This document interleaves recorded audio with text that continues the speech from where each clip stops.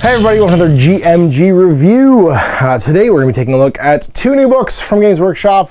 Warhammer 40,000 Codex Chaos Space Marines and Vigilus Ablaze, the second book in the Imperium Nihilus campaign series.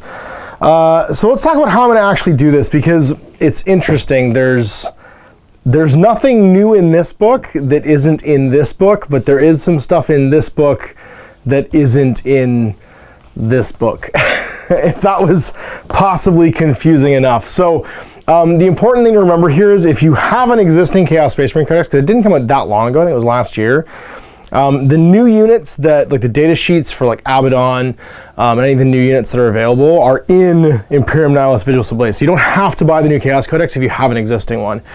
Now that being said, the new Chaos Codex has those data sheets, but also doesn't have the rules for playing a Black Legion detachment or for all the specialist detachments that are in here for things like Chaos Renegades and all of the like new specialist detachments that were introduced in the first of the campaign books, where you pay a CP, make a detachment a specialist detachment, and it gains a whole bunch of benefits. You can have a field commander, all the same stuff, all the same specialist detachment rules apply from the previous campaign book. Now there's also narrative missions in here. There's Crucible of War and Echoes of War missions, a whole campaign structure just like in the first one for earning glory points, and you're basically going to the War of Nightmares.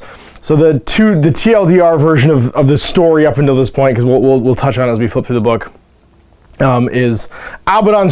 He's here. He's showed up. Harkon Wolfclaimer puts his spear in the ground and says in 60 days he's going to show up, and then he shows up. And he's here now. And he's basically baby Chaos Gilliman, if you haven't seen his stats. Most of the stats are going to have already been spoiled in Warhammer community, so there's not a lot of point in me going through them again if you haven't seen them.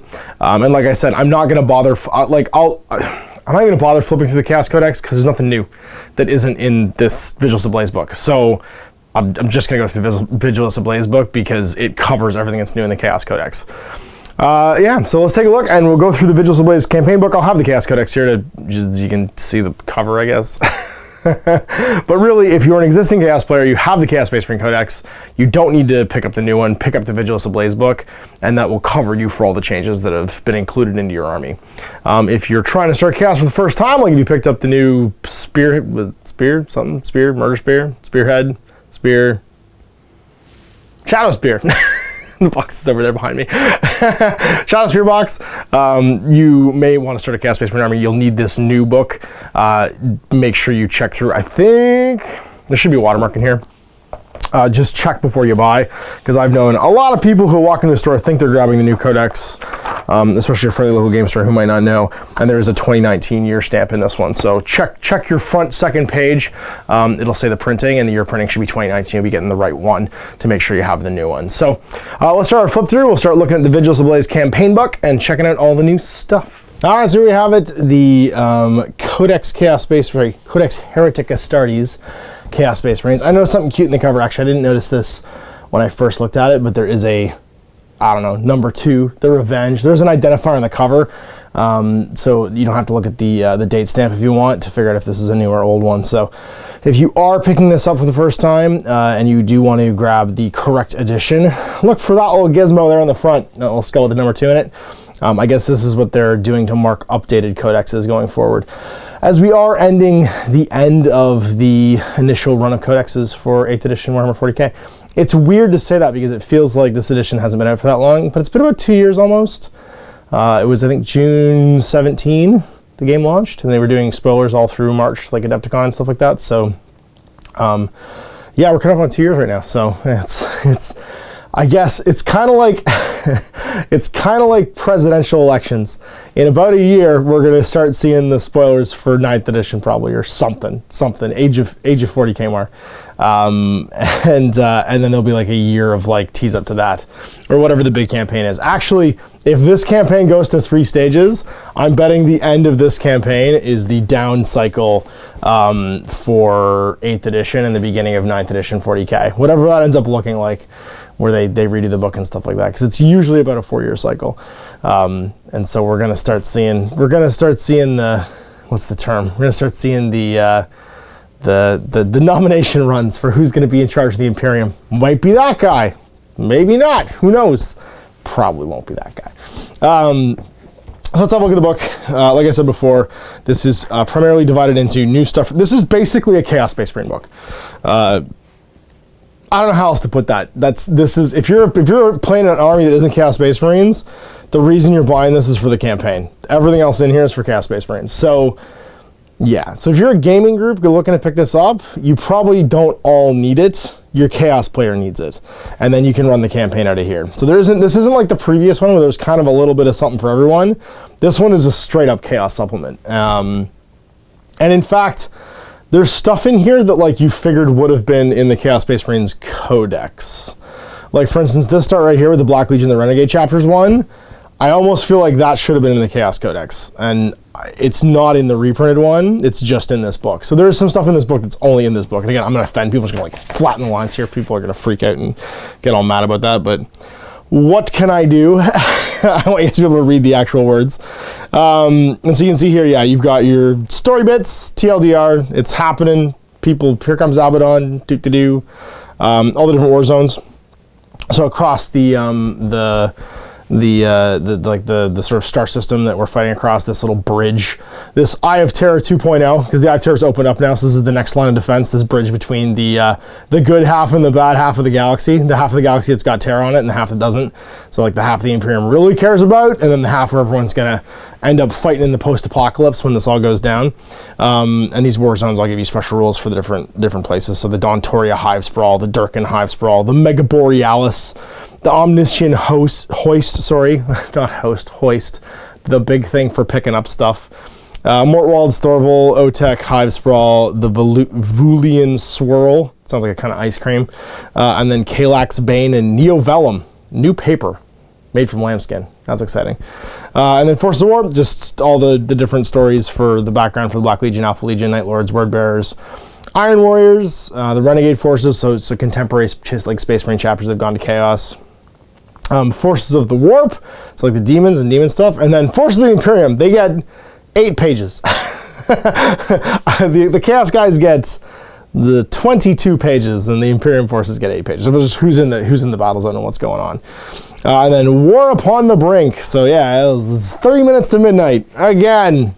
The Eye of Terror might open again. I don't know. People are gonna die probably. Then you get your campaign rules. It's pretty much the same as the campaign rules from the previous ones. I'm not going to spend too much time on them because really they're about earning glory points, and then there's like events that happen each round, and the events take place on like a set schedule for the weeks of the campaign. And so you have your phases, first, second, third phase, and all the events take place there. Campaigns in the Dark Imperium, and then the Nihilus events table, the events that can just take place in that region. All your narrative play missions, your Crucible of War and your Echoes of War, and then new battle zones. Playing in a spaceship, that one's pretty cool. Perilous Cavern, Raging Inferno, Deadly Storm, the Speedwa, and then the Field of Nightmares. You get your war zone rules for the Dirkden Hive Sprawl, the Omniscient Hoist. God, this is a tongue-twisting pile of garbage. Dontoria Hive Sprawl and Storval. And then your faction rules and stuff too. So let's jump into it. Again, we're doing too long didn't read versions of all the background, but you can see here there's all of the different places. I actually really like this piece of art. This piece of artwork here, the Void Claw, giant citadel basically. There's a lot of like really cool art in here, but it's basically the stories for all of the different regions that are currently embattled basically in the Nihilus campaign. Sorry, not the Imperium Nihilus campaign, in the Vigilus campaign and the area. There's some stuff about all the demon engines, because this is obviously a big part of the story in Shadowspear, is the factory world that the Vanguard encounter that's spitting out demon engines, and so they touch more on that in here. Give you more backgrounds, vile revelations. The Purge and the Death Guard end up in a big battle, which I think is really funny, because the Purge just kill everybody, and the Death Guard try and infect them with like Gellerpox and like turn them all into zombies, and they end up fighting each other because they disagree on what Nurgle wants. There's like a little like bit of warfare in between. The Eldar kind of helping out, you know, that's how it is. The Eldar show up. They're like the elves in Lord of the Rings. They show up occasionally and help humanity, but mostly they're just like disinterested and awful people. People dying. Marnius Calgar and the fight with the War Master. Yeah, there we go. I'm not going to ruin this for people, but you can see that there's there's stuff happens, character things take place, and then it gets in all the regions and stuff too. And you can see here, we're on, I think it's page 92 we get to, once we're through the forces and background for all the people in charge. So instead of the legions, here's the forces of the Imperium that are nearby, because I'm gonna, this does get 8 pages, so I'm gonna talk about it, and it basically goes over all the Vanguard stuff again. Hyperion Guardians, like the Ultramarines are there, the White Consuls, the Black Templars, the Praetors of Orpheus, we got the Silver Skulls, the Genesis Chapter, a lot of Ultramarine successors here. The Hawklords, the Howling Griffins, the Nova Marines, the Void Tridents, that's a neat one. Who else? We have the Castellans of the Rift. Crown Dragon Gaze's Wolf Company shows up, that's pretty cool. Like some Crown Dragon Gaze, I got that miniature, it's actually a really nice miniature. Vigilant Guard, Vigilant Creedsman, oh my god, this name. The Dragoons Demonstratus. Okay.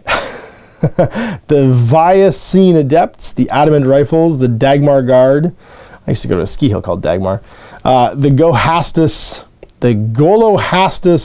12th Decapitators, 1 Demi Regiment. The Black Taurus Scouts, the Darren Bloodfists, the Anarch Zeta Abhuman Auxilia. We're off Space Marine chapters, obviously, at this point. The Kanak Skulltakers, the Chthonal Nine Guards, the Miasma Red Cowls, and then the Sororitas that are deployed, the Order of the Last Prioress, Bloody Rose, Ebon Chalice, Ardent Shroud, and Our Martyred Lady. OTEC Combined Defense Group, more Space Wolves. So it's basically by quadrant here. The Calyx Bane Task Force, withdrawn in extremis. I don't know if that means they died or they went to Chaos, who knows. Continued in file this thing. Participants in 2nd and 3rd stages of the Vigilus conflict, codified War of Nightmares, listed in auxiliary datasheets. So like a redacted thing here. And then some assassins. There's 6 assassins in the area too. And more stuff for different chapters. Some people are actually in multiple war zones, like the Space Wolves are in multiple war zones and stuff. That's neat. And then just background bits about them and where they are. The orders of the Sisters of Battle. Obviously, I'm betting when the 3rd book in this campaign pops is when we're going to see the Sisters Codex come out, because they're kind of building up to that. Like they're present in all of the campaigns so far, and it's getting a bit more obvious that they're trying to play up their sort of like their role. I think that's probably leading up to the release of the Codex. We'll probably see that with the 3rd book. So Chaos was this book. They'll do Sisters for the next book. A Glimmer in the Heavens. The Vengeful Spirit made its emergency warp translation. Oh, the Vengeful Spirit's back. Lots of great stories about how that goes. The War on the Brink, blah blah. We're getting into campaign rules now. So here, I skipped a bit too far. It was 98. There we go. Vigilus Ablaze campaigns. Once again, this is the same process as is used in the first Vigilus book, Vigilus Defiant, where you're earning glory points and playing through campaign rounds. You can see here's all the rounds for the phases. So first phase, 6 rounds, 6 different things that can happen. And your bonus CPs, sorry, bonus glory points, you can get bonus GPs for like your achievements. 2nd phase, the War of Nightmares, and 3rd phase, the War of Nightmares. So you're effectively playing 18 missions, and I guess if you did one weekly, you're talking about like a almost 5-month campaign, so like a 4.5-month campaign. But if you did 2 at a time, I guess, two every week, you could probably get away with like 9 weeks, so 2 months and a bit, which would be fun. People can just play 2 in a night. And then campaigns, the Dark Imperium, so setting up the just advice, general advice on campaigns, the events table for the region, and then all your narrative play missions. There are 12 in here, yep. All using the standard, hey, here's a cool story, here's all the bonus CPs or bonus stratagem actions that you can take to fulfill the objectives. I'm not going to go through all of them for you, because that would make this crazy long, and we're going to get to the stuff you guys are excited about, and battle zones. Hey, battle zones. So how to set up tables for Raging Inferno, where everything's on fire, which I think is hilarious. The Perilous Cavern, where you're underground. The spaceship one's pretty cool, actually. Enclosed spaces, low ceilings, and stray shots. So basically, don't go over walls, accidentally exploding the walls to cause mortal wounds to people. And then enclosed spaces for all of the being inside stuff. Like you can't deep strike for certain reasons and stuff. Speedwa, Field Nightmares, and then your war zones, Calyx Bane, the Hive Sprawl, Storval, and then your faction rules. Here we go. So it's not really faction rules. It should just be stuff added to the Chaos Codex, because it's all Chaos stuff for the most part. Armies of Chaos, Specials Detachments, follows the same exact Special Detachment formats as the previous ones. So nominating a Field Commander if you have a Special Detachment, so they can take the special relic and stuff that are in here and get the special traits. And then we got all of our new data sheets. So here's Abaddon. You've all seen him. I'm not going to go over it. Beautiful new miniature, 3 different head options. He's a mini Calgar. It's funny because they made the new Marnius, and the new Marnius is super cool, but like he's obviously he's obviously kind of like meant to be. Sorry, I meant mini, not mini Calgar, mini Guilliman, and he's obviously meant to kind of be going up against Guilliman at some point to go fight and kill, and he's good. I mean, he's got great stats, move 6, which for a Terminator is kind of interestingly high.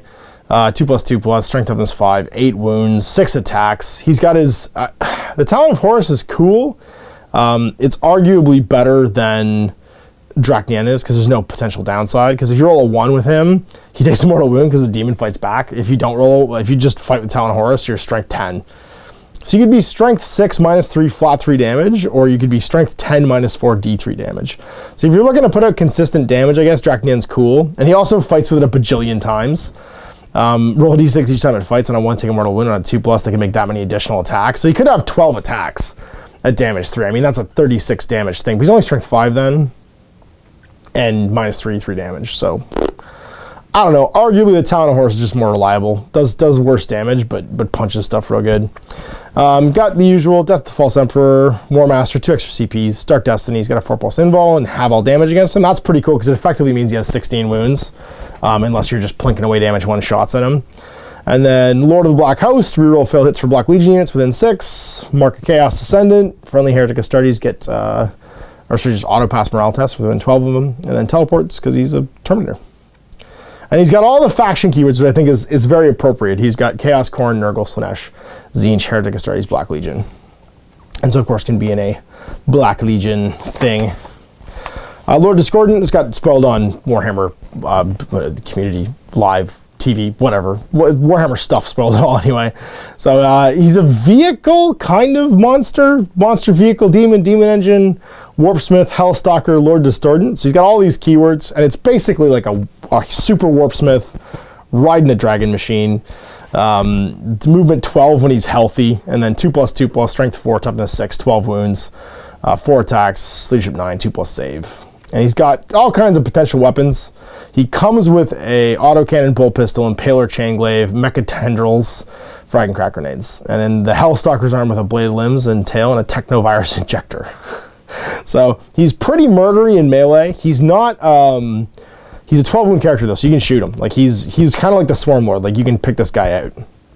You don't have to, he can't hide behind stuff. And he's a Heretic Astartes - Legion guy. So you can buy him a Legion trait too if you want to make him Black Legion or something else. He's pretty murdery, got an autocannon, which is nice. Bale Flamer, same as the one on the Helldrake. Bolt pistol. The Impaler Chainglaive is pretty cool. Makes him strength 6, -2, flat 2. So he's got 4 attacks with that. Mecha Tendrils, he just gets 2 extra attacks with it that are just like flailing around. And then the Bladed Limbs and Tail is pretty nice. It's +3, so it's strength 7, -2 D3. And the Technovirus Injector, which is strength 8, -4 D3 damage. And it's after he makes his attacks, the Hellstalker then makes the additional attacks with that weapon, basically. He can take the Bale Flamer to replace his autocannon, and the Hellstalker can replace the Technovirus with a Magma Cutter, which is basically a pistol melt-a-gun. It's 8 -4, 3 flat damage, which is kind of cool. I mean, that's neat. And then he's Death of the False Emperor, Demonic for 5+ invul, regains a lost wound, start of every turn.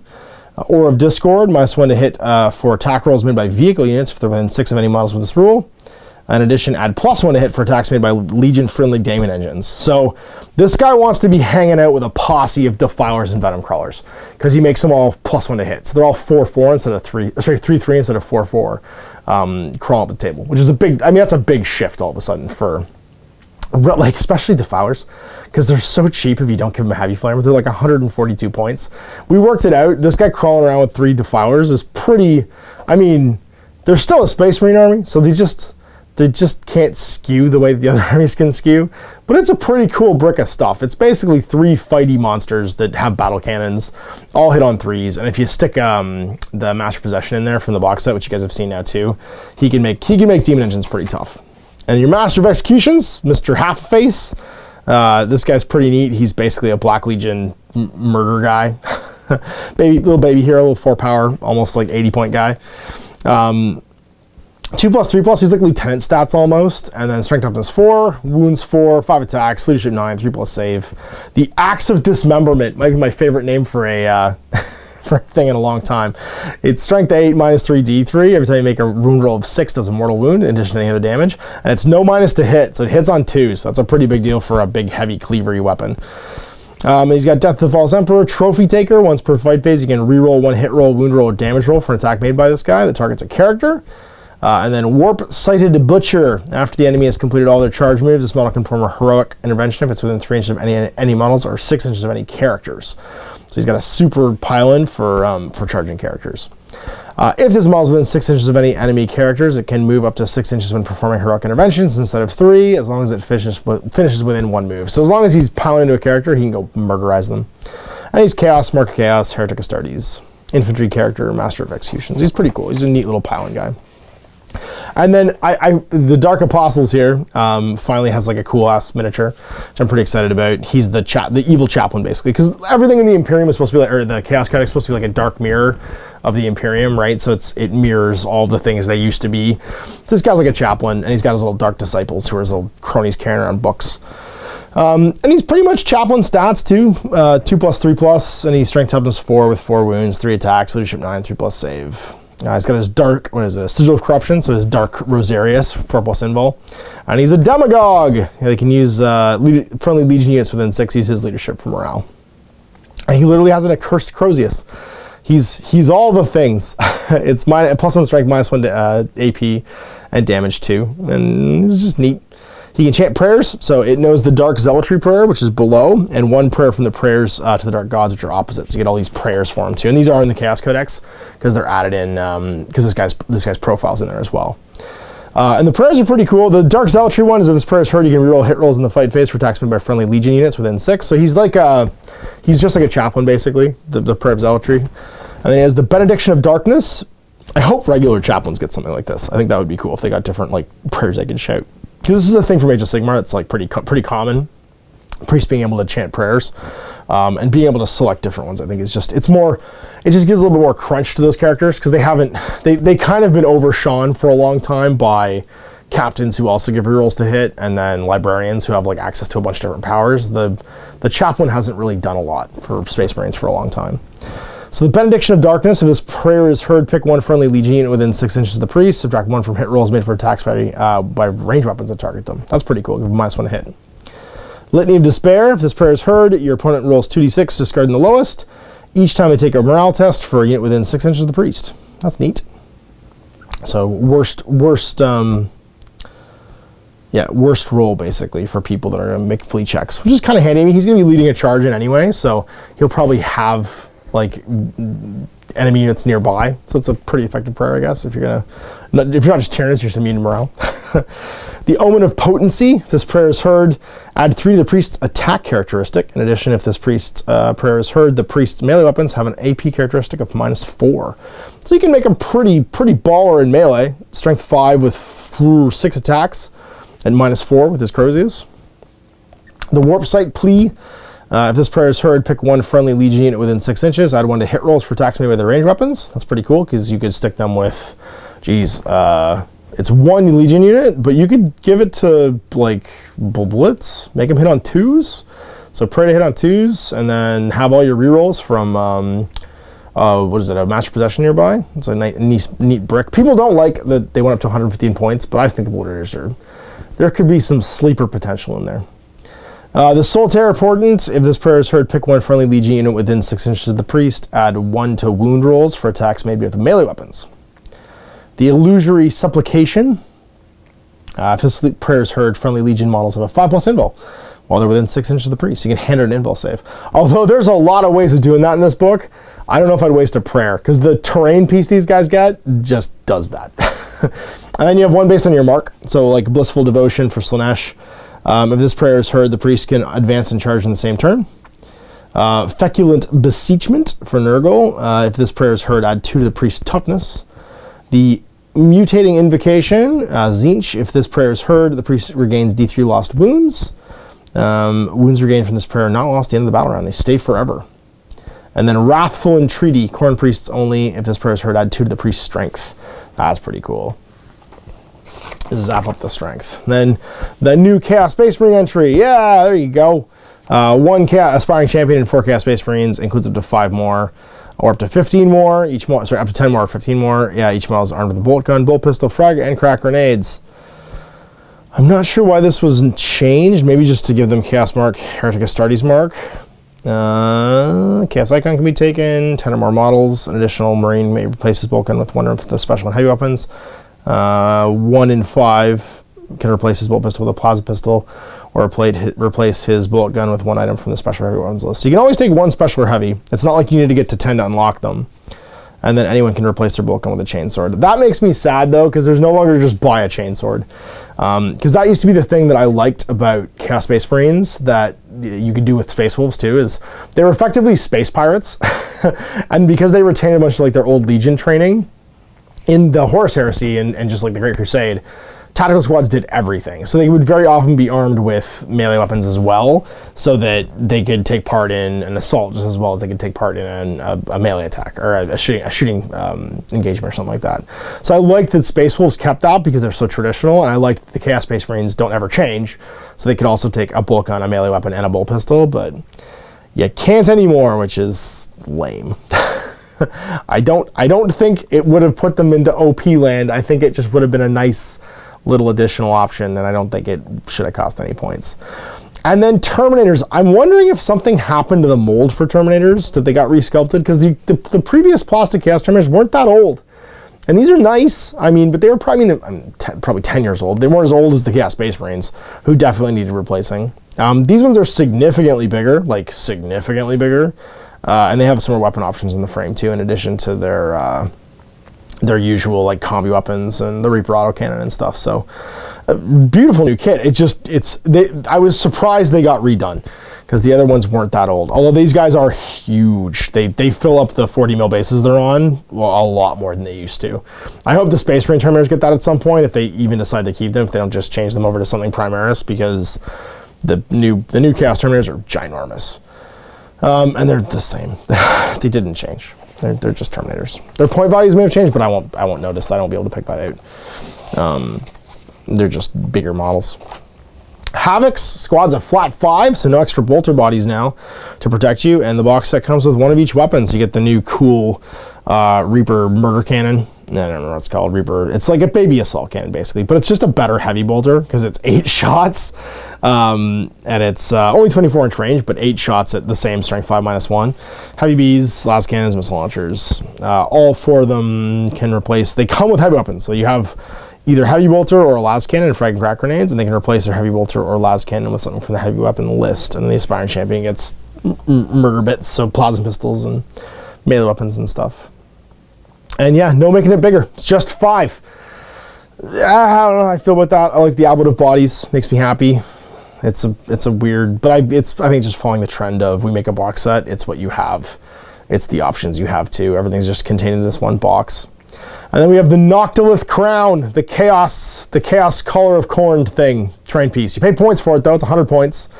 It's a building vehicle and has Noctilith Crown. So unlike, for instance, the Mechs Workshop and the Orcs, this thing has a stat line. It's tough to say it with 14 moons. And there's a pretty good reason. It's a malevolent locus. So Psychers attempting to manifest powers within 24. They perils on any double. So any double. But Chaos Psychers ignore it. Yeah. And then Loathsome Aura. Chaos units have a 5+ invulnerable save within 6. And that aura grows every round until it's 12. So yeah, that's pretty crazy. And then starting with the second ones, it increases by 3 inches, sorry. So on the second turn, it increases by 3 to 9, and then it goes 9 to 12 on the third battle round and for the rest of the game. So for 100 points, you're projecting an aura. It's basically 24. It's more than 24 from side to side, because it's however big this thing is, plus 24 from it. I hope it has a base, because there's going to be tons of arguments as to where you measure from it for that purpose otherwise. So please be on a base. You're probably not on a base. But I hope you are, because you have to measure from it to see if you have it. And it's a mobile, can't move. It's just the usual vehicle or building a mobile stuff. And then unstable energies. If this model is reduced to 0 wounds, roll a d6 before removing it from battlefield. On a 6, each unit within d6 inches of this model suffers d6 mortal wounds. And then also, you can reroll psychic tests for chaos psychers within 6 of it, which is pretty cool. So your psychers get more powerful. And then it's got a lightning gun. It has d6 pistol shots at strength 7 minus 2 damage. You don't want to get too close to it. It shoots you pretty good, and it shoots you even when you're in melee, because lightning just starts flying out of it. And then you get your Skull Taker, because he was the new Khorne model from AOS, and they give you the Skull Altar 2 and the Bloodmaster. So you get all the new characters, which is pretty cool. So Skull Taker, move 7-inch move, 2+2+, strength 5, toughness 4, 4 wounds, 3+ armor save, 4 attacks, leadership 8. Slayer Sword, because he's still got the Slayer Sword, it's strength 5, so minus 3 damage. Each time you make a wound roll of 6 for this, it's resolved at damage d3+3. And then he's got Demonic, Unstoppable Ferocity, Demonic Ritual, Skulls of Khorne. You can reroll hit and wound rolls for attacks made by Skull Taker that target a character. And Locus of Decapitation. Add 1 to hit rolls made by friendly Bloodletter units within 8 of Skull Taker in the fight phase. And then you got your Bloodmaster, who's basically this guy, the non-character version. And he's almost identical except for the, whatchamacallit, he has Locus of Khorne. Add 1 to the strength characteristic for Khorne demons within 6. And everything else is pretty much the same. You can do demonic rituals and all that stuff. And then your Skull Altar of Khorne in 40k, because it's not just an AOS unit anymore, because demons get to play on both teams. You get your Monument of Slaughter. After it's set up, a Skull Altar is treated as a terrain feature. It can't move for any reason. It's not treated as friendly enemy model, blah, blah, blah. If a Skull Altar is summoned using a demonic ritual and set up with its base touching the base of a Khorne demon infantry character, you can immediately place them on top of it. A Skull Altar cannot be set up as an on-objective marker and must be set up more than 1 inches from any other terrain. And then Nexus of Dark Glory, models Locus of Rage ability from Codex Chaos Daemons, has a range of 12 inches instead of 6 when they're within 8 of any Skull Altars. Witchbane, -1 from Psyker tests within 8 of it. And then Conduit of Khorne's Domain. You can reroll any of the dice rolls when you make summoning a roll for a Chaos character from your army. It's within 8 inches of any Skull Altars when it attempts to summon a Khorne demon. And Champion of Murder, if a Khorne demon infantry character his base is on the Skull Altar platform, this level at the top of the stairs. The Skull Altar is said to be occupied by the character. Improve their save by 1 to a maximum of 3+. And then it's an invulnerable save by 1 to a maximum of 3+. In addition, while a Khorne demon unit is wholly within 16 of any unoccupied Skull Altar, add 1 to the attack characteristic of all models in that unit. That's pretty cool. Cool that the AOS thing gets to jump into 40k. I like that. I think that's neat. And then all your abilities, just what does everything do? So like, because these are out of the Codex, you wouldn't have all the general Codex abilities. Just reprint them here. What is Death to False Emperor, Demonic, the rituals, all that stuff. All the point values for these guys are in here too. And we're on to crazy stuff. Like the specialist detachments, which there's no like segue into. It's just color section, specialist detachments. Bringers of Despair. If your army's Battleforged, you can choose this. Use a stratagem when choosing your army, pick a Black Legion detachment. So it has to be Black Legion, and has to have the keyword, which is described later on, which we'll get to. Black Legion Terminators in that unit gain the Bringers of Despair. So you get access to 2 stratagems. Of course, remember you can pay a CP to make a field commander in that unit too, or in that detachment as well. 1 CP Brutal Subjugation. Use a stratagem at the start of the fight phase. Pick a Bringers of Despair unit from your army. Each enemy model slain by this unit in this phase counts as 2 models in the morale phase. That's pretty cool. Chosen Enforcers for 1 CP. Use a stratagem when a friendly Heretic Astartes unit within 18 of a Bringers of Despair unit from your army is required to make a morale test. That unit automatically passes. And then your Warlord trait, Chosen of the Warmaster, reroll hit rolls of 1 for attacks made by friendly Bringers of Despair units while they are within 6 inches of your Warlord. If your Warlord has the Lord of Chaos ability, you can instead reroll hit rolls for attacks made by friendly Bringers of Despair while they're within 6 inches of your Warlord. That's pretty cool. And then Relics of Legion. Foe Cleaver, model of the Power Axe only, replaces the profile with, it's a Power Axe with +3 strength, -2, d3 damage. Add 1 to hit rolls for attacks made with this weapon when they target an Imperium unit. So that's a pretty cool reason to give a guy a Power Axe, especially Terminator units. It's really, this whole detachment is supposed to be Abaddon as Terminators, his big unit of Terminators. Devastation Battery, and this one gets one different, oh no, more strats actually. They have Devastation Battery for 1 CP. Your Chaos Lords, Warpsmiths, Havocs, and Obliterators in the detachment get the Devastation Battery keywords. This one's meant for those units. Your strats are Wall Breakers. Use a stratagem at the start of your shooting phase. Pick a Devastation Battery unit from your army. You can reroll damage rolls against buildings. Meh. And then Punishing Volley. Use a stratagem at the end of your opponent's first movement phase. This one's amazing.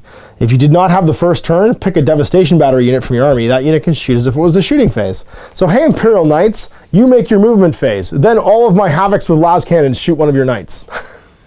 Or my 6 Obliterators shoot one of your knights with my everything nearby that makes me reroll everything. That's obnoxious. And it's 1 CP. So if you're going to bring a whole bunch of Havocs or an Obliterator brick or something, is it Havocs this one? Lords, Warpsmiths, Havocs, and Obliterators. Yep, those 4 units. That is going to be incredibly punishing to things like Knights. Anybody who moves up quickly at you and then has like just linchpin units, you get a free round of shooting during their turn. I mean, because it's during their end of movement phase, there's going to be a whole bunch of things that might not apply. Because I'm pretty sure you can only rotate ion shields during your enemy's shooting phase. Yeah, there's a bunch of stuff, a bunch of tech that won't work because it's at the end of the movement phase, I'm pretty sure. And then your Warlord trait, Armor Bane. Reroll wound rolls of 1 for attacks made by friendly Devastation Battery units within 6. That's pretty great if they target a vehicle. So again, this is just like anti-knight tech forever. The Demon's Eye is your relic. At the start of the shooting phase, pick a friendly Devastation Battery unit within 6 inches of the bear. Enemy units do not receive the benefit of cover. It's okay. That's pretty great though. That trait combined with Punishing Volley is pretty awesome. Cult of the Damned. Use this stratagem when choosing your army. Pick a Chaos Space Marine detachment from your army to be a Cult of the Damned specialist detachment. Dark Apostles, Dark Disciples, Chaos Cultists get the Cult of the Damned. So if you're going to take like a little CP battery of Chaos Cultists and Dark Apostles, you can make them these guys. Your strats are Ritual Offerings. Use a stratagem when an enemy model is destroyed by attacks made by a Cult of the Damned Chaos Cultist unit. That Chaos Cultist unit automatically passes a morale test for the rest of the battle. They're basically screaming that thing from Dawn of War where they're like, we captured it for chaos!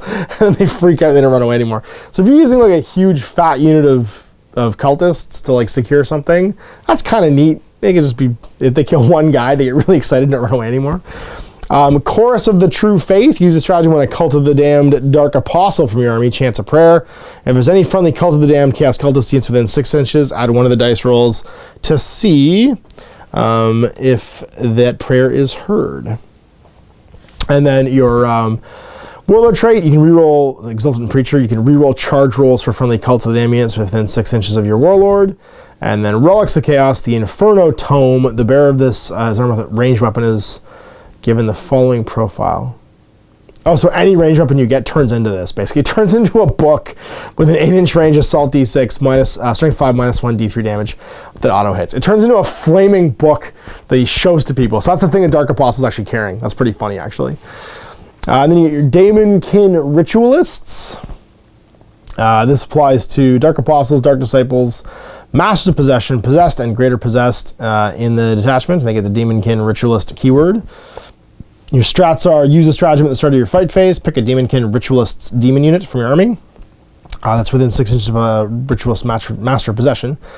Add 1 of the strength and attacks characteristic of the models of that unit you picked until the end of the phase. So, yeah, for Possessed. You're taking lots of Possessed. Souls of the Devoted. Use a stratagem at the start of your movement phase. Pick a Demonkin Possessed unit from your army and a friendly Demonkin Ritualist character within 6. And roll a d3. The possessed unit suffers a number of mortal wounds equal to the result. The character then regains a number of mortal wounds equal to the result. So you suck the souls out of a bunch of possessed. Your Warlord trait is Shepherd of the True Faith. Each time you roll an unmodified wound roll of 6 for an attack made by a melee weapon by a friendly Demonkin Ritualist within 6 inches of your Warlord, it does a mortal wound. So that's pretty cool. So your 6s to hit with all your possessed, your Greater Possessed, Master Possessions, and Dark Disciples, and your Dark Apostles become 6+ mortal wounds. In addition, normal damage. And they make a lot of attacks. That's pretty cool if your character is going to turn them into a more, like, that's kind of Spirit Host good from AOS, where your guys can just be dishing mortal wounds in melee. And it makes them scary to everything. It makes them scary to everything from knights to big Tyranids to whatever, because there's no tech against that, right? Like, the Swarm Lord walks into 10 possessed, and they do 40 attacks, and all the 6 mortal wounds, they'll just die. The Burning Rod, model with a Force Stave only. The Burning Rod replaces the bearer's Force Stave and has the following profile. At the start of each, it's Burning Rod, +3 strength, -1 D3. At the end of each fight phase, you can pick up a unit within 1 inch of the bearer, so you can pick a unit within 1 inch of the bearer, and then take a mortal wound. So you just zaps them with fire or something. That's neat.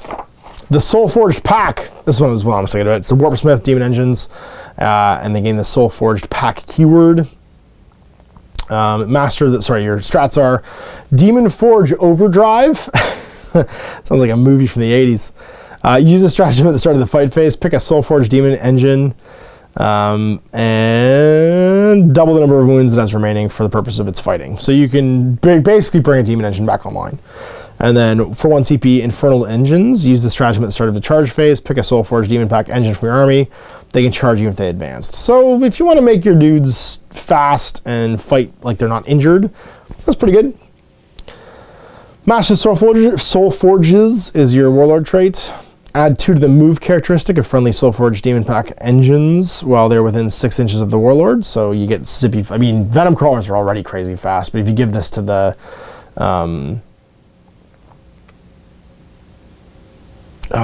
Warpsmiths, does he count as a Warpsmith? I have to look back now. I was going to say this would work really well with the big new guy. I'm pretty sure he has the Warpsmith keyword. Lord Discordant. He has the Warpsmith keyword, so you're good. Yeah, so he can lead that pack basically, and they all get the extra movement nearby him. And then his relic could be the Mecha Serpents, so you have to have Mecha Tendrils, so all the Warpsmiths apply to this. They become strength +1, -1, 2 damage, and each time the bearer fights, you can make 1 and only 1 attack with this weapon for each enemy model within 1 inch of the bearer. Oh my god. Oh my god. So if you're drowning in orcs, if you've got 30 orcs around that guy's huge base, you get to make 30 attacks with that thing at +1 strength, so strength 5 or 6, -1 flat 2 damage. Oh my god. That could be really good if you're plowing into a huge unit. Then you get the Host Raptorial, so the Raptor detachments. Legion Jump Pack units get the Host Raptorial keyword. And then your strats are Vicious Descent. Use a strategy when a Host Raptorial unit from your army is set up in the battlefield for the first time. You can reroll hit rolls for attacks made by that unit until the end of the turn. So this didn't seem really good until you read the Tip of the Spear for your Warlord trait. Add you to the charge rolls for friendly host units within 6 inches of the Warlord. So you can deep strike in and then be doing long bomb charges on 7s instead of 9s because you're +2 to charge. So yeah, there's a reason that I think got spoiled on Warhammer Community or something like that, and people didn't think it was very good, but I think they're missing the fact that that was the case. Then Terror Strike. Use the stratagem when an enemy unit is destroyed by a Host Raptorial unit from your army. Subtract 1 from the leadership characteristic of enemy units while they are within 6 inches of the Host Raptorial units from your army until the end of the turn. Tip of the Claw. So yeah, your Warlord trait +1 to charge rolls within 6 of the Warlord. And then Relics of Chaos, the Chiropteran Wings. Roll a d6 for each enemy unit that was moved across by the bear in the movement or charge phase. On a 4+, they take d3 mortal wounds. Whew. And not each enemy unit. Okay, not model. I was going to say, that could have been really good. But it's still just okay. Fallen Angels. I love the Fallen Angels in the Chaos Codex because they have the Imperium and the Chaos keywords, but they don't have a Heretic Astartes Legion keyword or a chapter keyword, so they're not really in the meta because you can't take them in anything except for an Imperium detachment, and those things don't give CPs because blah blah blah. Has to have some other keyword. Tournaments lead the way, but they're just neat. And so you get to take Fallen units. If you do so, they replace their Mark of Chaos, Heretic Astartes, and Legion keywords with the Imperium and Fallen keywords. Fallen Sorcerers also replace their Death to the False Emperor keyword with the Fallen Angels keyword from this Fallen datasheet. Pick a Fallen detachment for your army. To be a Fallen Angels special detachment, Fallen units in that detachment gain the Fallen Angels keyword. So basically, when you choose your army, you can include Sorcerers, Chaos Rhinos in a Vanguard detachment that only includes Fallen units. So basically, it's going to add Sorcerers and Chaos Rhinos to the ability to take a legal Fallen detachment, and then they all replace their keyword with the Fallen keyword. So it's a neat way of getting a fallen detachment, basically. Your strats are without a trace. Use the stratagem at the start of the enemy shooting phase. Pick a fallen angels unit from your army that's entirely within any terrain feature. Subtract 1 from hit rolls for attacks. Target them until the end of the phase. Ancient Enmity. Use the stratagem when you pick a fallen angels unit from your army to fight with. You can reroll wound rolls for attacks made by this that target dark angels units until the end of the phase, because they hate their former brothers. You get the Legion of Skulls. In this one, pick a Khorne Chaos Demons detachment. That's a Chaos Demon detachment, and every unit has the Khorne keyword. Bloodletter's detachment, get the Legion of Skulls keyword. And you get the following stratagems. You get Brazen Skull. Use a stratagem in your shooting phase. Pick a Legion of Skulls model from your army. Pick an enemy unit within 8 inches of the model that's visible to them and roll a d6. If the result equals or exceeds this model's ballistic skill characteristic, they take d3 mortal wounds because he throws something. And then the Red Tide, use a stratagem in your charge phase. Pick an enemy unit that was charged by a Legion of Skulls unit from your army this phase. You add 2 to the charge rolls for other Legions of Skulls units from your army that declare a charge against the same enemy unit and do not declare charges against any other enemy unit until the end of the phase. It's pretty cool. And then your Warlord trait. Add 1 to the Warlord's attack characteristic. In addition, while there are any enemy characters within 6, add another 1 to your Warlord's attack characteristic, because he likes fighting characters. He's what's his name? He's the guy from Gladiator. Oh god, Russell Crowe. He's fighting around the world. Relics of Khorne, the Gore Plate. Roll 1d6 at the end of the fight phase if any enemy models were slain by the bear in that phase.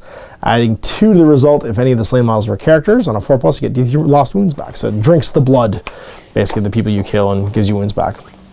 So there's all our specialist detachments, and we move on now to the Black Legion. So the Black Legion section.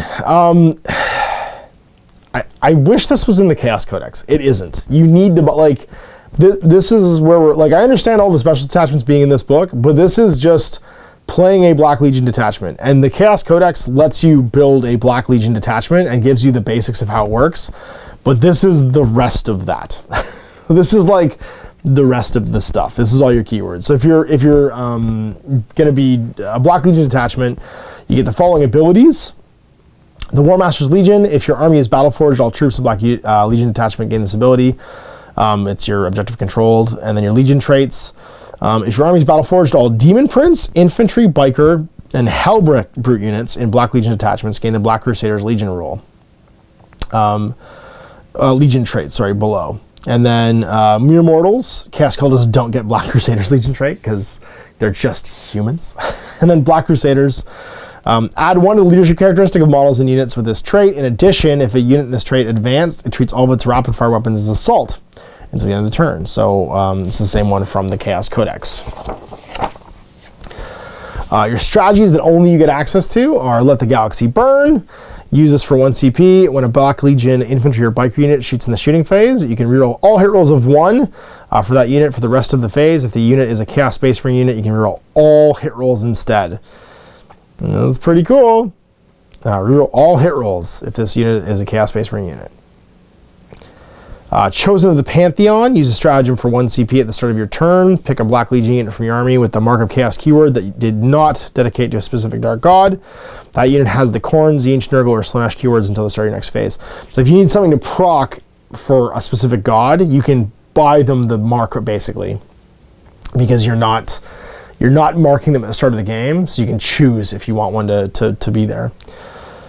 World Killers for 3 CPs. Use a stratagem at the start of any battle round until the end of the battle round. Enemy units cannot use any abilities that allow them to control objective markers. If there are any Black Legion units from your army within 3 inches of the center of that objective marker, even if there's more enemy models within range of it.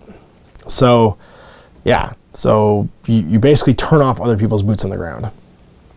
1 or 3 CPs, Relics of Long War. You can have additional. It's 1 for 1. It's 1 to take 2 basically, and 3 to take 3 if you want additional relics. Merciless Fighters for 1 CP. Use a stratagem at the start of the fight phase. Pick a Black Legion unit from your army.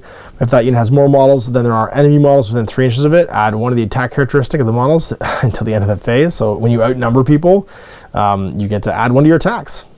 Tip of the Spear for 1 CP. Use a stratagem at the start of your shooting phase. You can roll hit rolls of Black Legion units from your army that is closest to an enemy unit until the end of the phase. If several units are equidistant, pick one that's affected. So if you're the closest unit, basically, you can roll hit rolls for them. Handy if you're taking like a big unit of something that's like charging. and you're away from a character. 1 CP for Legacy of Horus. Use this stratagem at the start of the morale phase. Use until the end of the phase. Add one of the leadership characteristic of Legion, except Black Legion units from your army while they're within 6 of Black Legion units. So basically, you can make other units respect you and be braver because you're the Black Legion. And it's important to remember that the Black Legion aren't the Sons of Horus. They're everybody that's basically staying on mission from all the legions after they lose the Siege of Terra. So if you read the first of the, I think it was the Aaron Dembski Abaddon one, where Abaddon basically is reforging a legion. There isn't Black Legion yet. He basically collects all of the people that still believe that Chaos can win the war against the Imperium and forges the Black Legion out of them. So it's interesting because they're not necessarily Sons of Horus. They're all kinds of different legionnaires, and that's why in the Codex, in Codex Chaos Space Marines, you can have cult troops of like, you know, basically Death Guard or Rubric Marines or Khorne Berserkers or whatever that are Black Legionnaires because they've joined the Black Legion to try and overthrow the Imperium. Council of Traitors, for 1 CP, use a stratagem before the battle. If your warlord is a Black Legion Chaos Lord, Demon Prince, or Abaddon the Spoiler, pick up to 1 Black Legion Dark Apostle and up to 1 Black Legion Sorcerer from your army. Generate a warlord trait for each of these models you picked. So you can only use a stratagem once per battle, and no 2 characters can have the same warlord trait. So basically, you reroll until you get different ones, but you get warlord traits for your little baby dudes because it's Abaddon's cancel. Because it's what are they called? There's two characters in the stories that Abaddon has. It's Zed something, Zaphiel, Zanaf. He's a Tzeentch sorcerer. He's a Thousand Sun, and he basically is the guy that is telling the story of how the Black Legion gets put back together. And the relics, Gorizvex's Teeth. It's a chainsword. Melee user -3, 2 damage. Each time the bearer fights, you can make 2 additional attacks with this weapon. Each time you roll a wound roll of 6+ for an attack with this weapon, you take a mortal wound. That's pretty cool. It's actually a really decent chainsword, especially considering like most characters get chainswords for free. Trophies of Slaughter, add one of the leadership characteristic of friendly Black Legion units while they're within 6 inches of the bearer. In addition, subtract 1 from the leadership characteristic of enemy units while they're within 6 inches of the bearer. So +1, -1. I love the story behind this one. The Sightless Helm. Worsen the bearer's ballistic skill characteristic by 1, but then improve the armor penetration characteristic of all their weapons by 1. So they're blind. They're like they're pulling the blind swordmaster fighting thing, where they have better armor penetration because they can't see. I don't know, man. It's like a Book of Eli thing. Then you got Angel's Bane, Kami Bolter, and you've got 24-inch range, rapid fire 2, strength 5, -2 damage. The bearer has a damage characteristic of 3 if it targets an Imperium keyword unit. That's crazy. It just straight up murders Primaris Marines. Cloak of Conquest. Each time the bearer slays an enemy character, add one of the bearer's strength attacks and leadership characteristic at the end of the battle. So if he just keeps killing characters, poor guardsmen, man, you just keep killing guard captains, and you'll be like strength and attacks and leadership bajillion by the end of the game. And the Spine Shiver Blade, model the Power Sword. You get +1 strength, -3, 1 damage. Each time the bearer fights, it can make D6 additional attacks with this weapon. So you got to go murder some 1-wound infantry. That's pretty cool. And then your warlord traits. Veteran Raider. While they're within 6 inches of your warlord, friendly Black Legion units can declare a charge even if they fell back. That's neat. Indomitable, so you can fall back and charge. All damage suffered by your warlord is halved, rounding up. That's just a great trait. Black Clad Brute. Add one of the warlord's strength characteristic. In addition, after your warlord makes a charge move, pick an enemy unit within 1 inch, and on a d6 of 4+, they take d3 mortal wounds. He just slams into people. Soul Eater. Each time your warlord destroys an enemy unit, your warlord immediately regains d3 lost wounds. Trusted War Leader. While your warlord is on the battlefield, roll a d6 each time you spend a command point. On a 5+, it's immediately refunded, so you get a CP refund. First amongst traitors, the Death of the False Emperor rule triggers on a 5+ instead of a 6 for models and friendly Black Legion units within 6 inches of your warlord. There we go. If Abaddon destroys your warlord, he must have first amongst traitors. If Harklord World Claimer is your warlord trait, he must have Lord of Terror warlord trait. See Codex Chaos Space Marines. And then you get some tactical objectives, which I don't even know if people play with anymore, but they're there. And then another color section. Dun, dun, dun. Check it out. Here's a huge chain. And then we're on to Renegade chapters. So I like that this is in here. I really wish both of these sections were just in the Chaos Space Marine Codex, because they add so much flavor to that codex. Are you playing Black Legion, which is the motley assortment of all of the former traitor legions put together? Are you playing a Renegade chapter? Are you a contemporary Space Marine chapter that fell to Chaos? Because that's who these guys are. Yeah, so if your army is led by a Chaos Space Marine Warlord, you may give the appropriate Renegade artifact from page 200 of a Red Corsair, Crimson Slaughter, Purge, Scourge, Brazen Beast, or Flawless Host character in your army, instead of those presented in Chaos Space Marines. You get your stratagems, abilities, Reavers and Despoilers, so it's your boots on the ground, objective secured, sorry, and then Renegade traits. You get Infantry, Biker, Hellbright units, get the Renegade trait unit. Mere Mortals, Cultists don't get them, obviously. And then Shadowy Allies. If the inclusion of Fabius Bile or Falling units in a detachment does not prevent that unit from getting the Renegade chapter trait. However, Fabius Bile and Falling units can never themselves have the Renegade chapter trait. So everybody, basically Infantry, Biker, and Hellbright units can have one of these, depending upon which of the named ones you want to take. And if you don't want to play one of the specific named Renegade chapters, just pick the one that most accurately represents who you want your chapter to be. So the Red Corsairs, these are the space pirates led by the Tyrant of Badab, or Badab, however you want to say it. Units with this trait can advance and charge in the same turn. In addition, if a detachment contains 3 or more units with this trait, then detachment's command points benefit is increased by 1 point. That detachment's command benefits are increased by 3 if it contains 3 or more units of Chaos Space Marines with this trait. So that's pretty cool. You get it's basically it's keeping you from doing it with cultists, but if you had like a vanguard or even just a a battalion of 3 units Chaos Space Marines and 2 characters, you could have a 8 CP battalion. That's pretty bananas. Considering I think that comes in at like 400 points. So there's 65 points a squad basically for Chaos Space Marines. So 3 of them would be 180, 195 points, and then 3 90-point sorcerers, or 2 90-point sorcerers. So 180 plus 195. So yeah, just under 400 points. Crimson Slaughter, a moment's peace. If a unit in this trait destroys an enemy unit, roll a die on a 5+, you get a command point. In addition, they automatically pass morale until the end of the turn.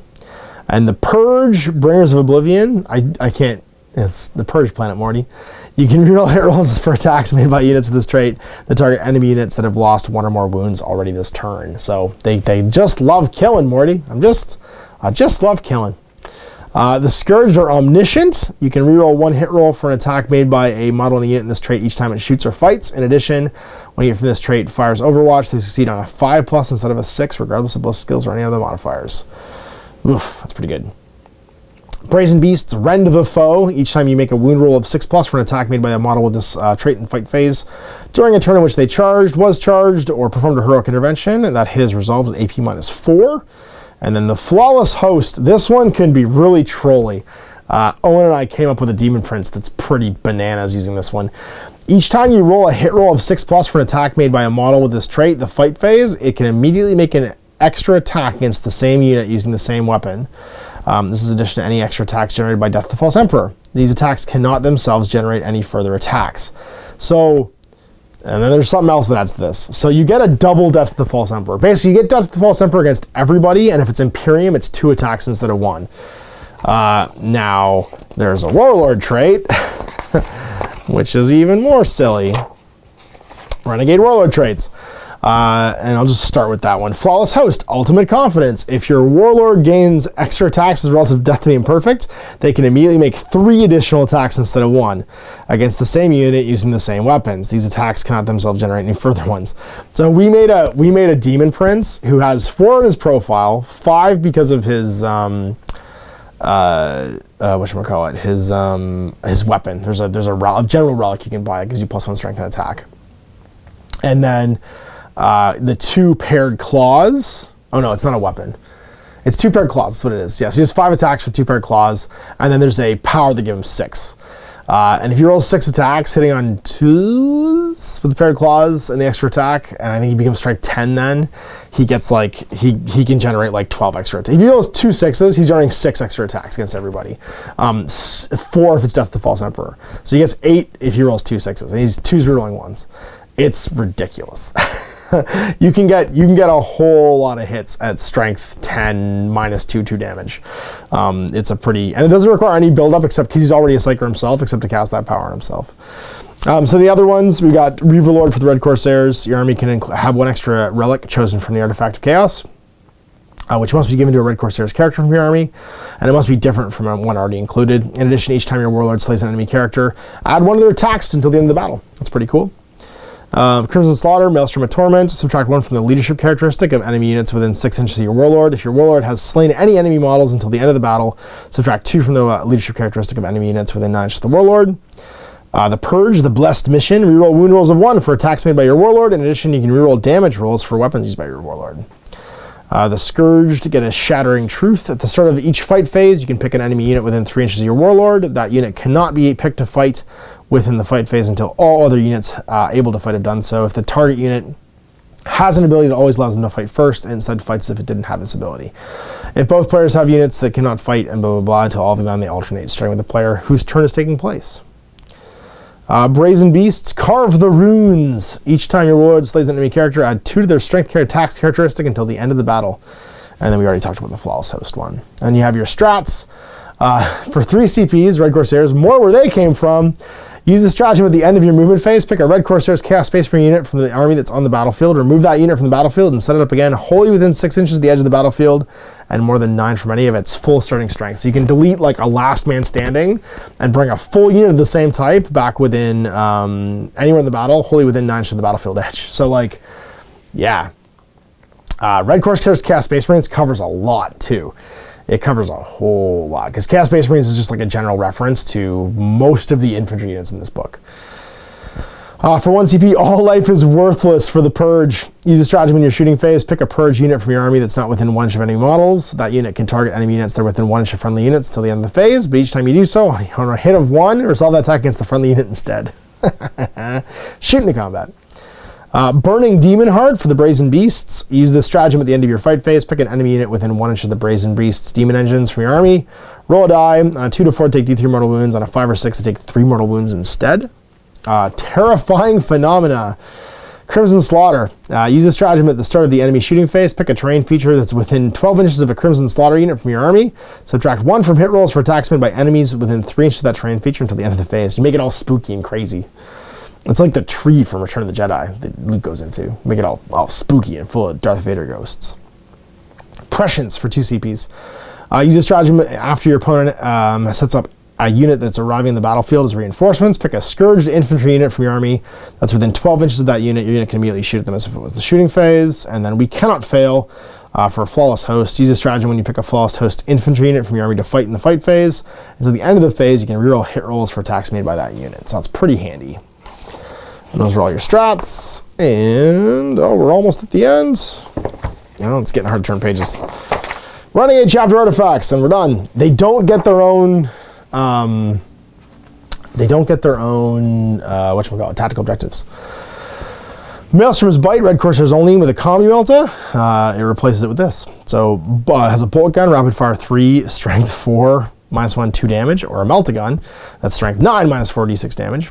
And when using this Melta gun's profile, if the target's within half range, roll 2 dice inflicting damage, blah blah, it's usual Melta gun stuff. Basically a super bolter. Blade of the Relentless for Crimson Slaughter. Replaces a power sword with strength +1, -3, 1 damage. Same as a power sword with +1 strength. If the bearer slays any enemy models in the fight phase with this weapon, then from the end of the fight phase until the end of the battle, wound rolls for the attacks made by this weapon are successful. Automatically. Oof.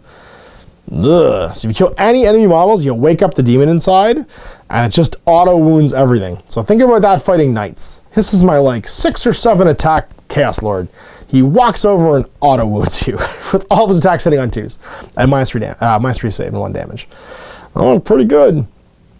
The Orb of Unlife for Purge models only. Once per battle in the shooting phase, the bearer can throw the Orb of Unlife instead of firing any ranged weapons. If they do so, pick a point in the battlefield with an 8 on a d6. Roll a d6 for units. Roll a d6 for each enemy unit within d6 of that point. Okay. Subtracting 2 from the result if it's a vehicle and a 4+ to take d3 mortal wounds. It's the old Holy Orb of Antioch. Book of Untruth, Scourge models only. Each time an enemy psyker with an 18 successfully manifests a power on a d6, roll a 5+, take a mortal wound. Demon Flesh Plate for the Brazen Beasts. The bearer has a save of 2+. In addition, add 1 to their move and attack characteristic. And the Flawless Cloak for the Flawless Host. Add 1 of the bearer's attack characteristic. In addition, increase the range of the bearer's aura abilities for Lord of Chaos, Demagogue, etc. by 3 inches. So there you go. There's another way to give your demon prince an extra, whatchamacallit, an extra attack. Give him the flawless cloak. So his talons don't need to have extra attacks. And that's it. That's a look at Vigilus Ablaze and kind of by proxy, the Codex Hereticus Astartes. So yeah, I like the fact that they reprinted. You didn't have to get this if you already have this codex, because this codex is not that old. And it's nice of them to have updated it and done such a good job, I think, of indicating that it's new. Like, so hopefully you don't mess this up at your hobby shop. So if you're watching this, remember, look for the number 2 skull. If not, look at the date plate on the inside. Try to make sure you're getting the right one. But I do wish that the stuff for the Renegade Astartes and the Black Legion were in this book. I don't know why they're not. I can't think of a good reason, because all the other Black Legion stuff is in here, including the characters, and all the Heretic Astartes stuff is in here too. I feel like this book should have just been the special detachments, the stuff that's particular to the war zone. These are core army rules, like the Renegade Astartes and the Black Legion rules are core, like, faction rules for the Chaos Space Marines. They really should have been included in this book too. But like I said, if you don't have, basically if you don't have anything, you need to get this book. And now you kind of need to get this book too to get the Renegade and the Black Legion rules. If you had the basic one of these already, this will cover you for everything. So you only need the Vigilus Ablaze book if you have the current Chaos Space Marine Codex, and that's cool. But if you're starting from scratch, you do have to buy this one too. So it does cover everything. And it does update your codex if you had one existing too, and then add some new stuff as well. But I'm a bit perplexed as to why the Black Legion stuff wasn't in the other book. Yeah, and apart from that, like I said, this is like a purely Chaos release. If you're playing a chapter that's not, or you're playing a faction that's not Chaos, you're basically buying this book for the background, the campaign rules, and all the missions and stuff like that. So if that floats your boat, go for it. If you're just a gaming group, you want in the campaign, you probably, unless you play Chaos, you don't necessarily need to have this, but you need one copy of this for the whole campaign, basically. And you should be fine. So there we go. A look at Imperium Nihilus Volume 2, Vigilus Ablaze. My bet, like I said, is that we're counting down to 9th edition now. We're back to the end of 7th edition, where it's 3 minutes to midnight again, and Abaddon's come back, and the Blackstone Fortress is going to explode, and Aldrad's going to die. I don't know, but something's going to happen. Something's going to happen in Book 3. Calgar's going to die. Someone has to die. There's always a death. There's always someone's last stand. And even if it's not just Calgar, it's got to be somebody big. Or somebody else big is going to come back. We've got Abaddon back. We've got the big bad for this whole, like, campaign here. Obviously Mortarion and what's his face, Magnus, can be floating around doing things. They were kind of the big bads in the end of 7th edition. So as we roll into 2020 coming around, as it becomes a new edition election year, I think we'll start to see whatever the wind down or crescendo to this campaign is going to be. And then the big blast will be, I guess, whatever the 4-year cycle hits, and we start seeing June 2020, I guess, 17, 18, 19, 20, yeah. June 2020 would be the release for 9th edition. So we'll see where this campaign goes. Another great book though, super high quality, art's great. Background stuff for the campaign. If campaigns are your jam and you're a big fan of the current lore and you want to know the current events in the Imperium, then this is the book for you. And if you are a Chaos player, this is pretty much required material for your faction at this point. So hope you enjoyed that. We'll see you for more GMG reviews in the future. Till next time, I'm Ash. Happy wargaming. I hope you enjoyed that video. If you want to support the channel, of course, like and subscribe and hit the little bell below so you get notifications when I post future content. I do post stuff 7 days a week. If you want to support the channel further, you can, of course, buy a t-shirt through Spreadshirt, buy a measuring gauge or objective markers from Death Ray Designs, or, of course, most importantly, there is Patreon. Patreon is what makes all this possible, keeps the lights on, pays for the studio costs, pays for the equipment, model costs, and everything else, and most importantly, puts food in my kids' bellies and a roof over their heads. Big thanks to everyone, past, future, who supported me. I do this stuff because of you guys, and of course, I will continue doing it as long as I can.